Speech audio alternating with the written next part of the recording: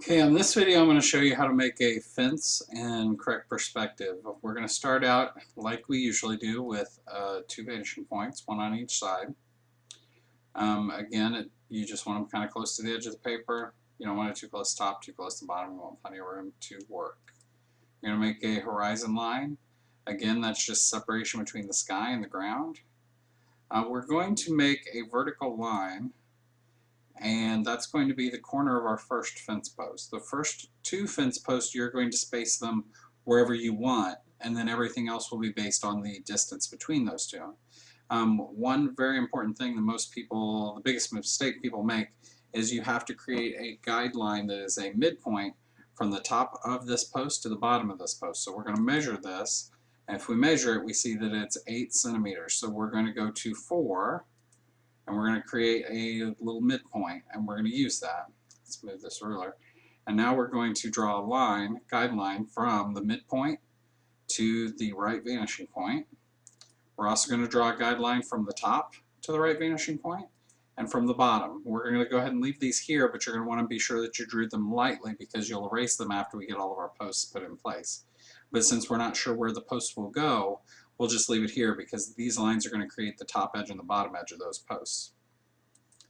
Okay, so the first thing we're going to do, since we have the corner of the post, we're going to make the right side of the post with just a vertical line. And since we already have this guideline drawn, it makes those top edges for us, so we don't have to worry about that. Now we're going to make the left side of the post, and you're going to use the left vanishing point to do that. So you're going to make a line over from the bottom, one from the top, and then you're going to make a simple vertical line to make the other side of that post. Now this would be a good point to go ahead and erase this extra stuff. So what that's going to look like is this. We're just going to get rid of that, and now you have your first post. So we're going to move on to the next step. The next step is going to be deciding where the second post is. And like I said, you decide, kind of eyeball it and decide where the second post goes. You don't want it to be too close, because since these get closer together, the farther away from you they go, they would be ridiculously close. It'd be hard to do. You don't want to be too far apart, because then it's going to be hard to draw the line to figure out where the next post goes. So just a fair distance is where you want to put that. Then you're going to put the right side. Again, the top edge is made and the bottom edge because of the guidelines you already drew. And then you're going to use your left vanishing point for the top edge and the bottom edge of the left side, and then that vertical line to make the other edge of that post. So you have your post now. So we're going to go ahead and get rid of the extra lines, just erase those away. So now we have our two posts. Okay, now this is where it starts to get tricky. You're going to be making a line to figure out where your next post goes.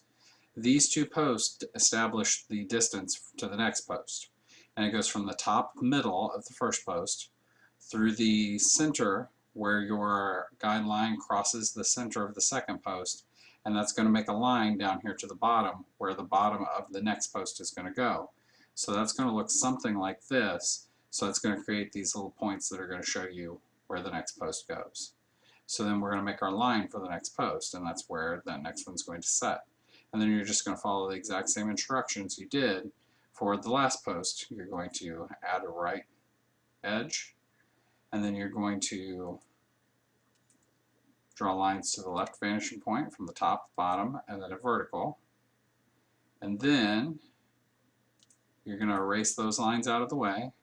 We can also go ahead and erase this diagonal out of the way. Whoops, as soon as I find it here. We can get rid of it. And now you're ready to establish where your next post is going to go.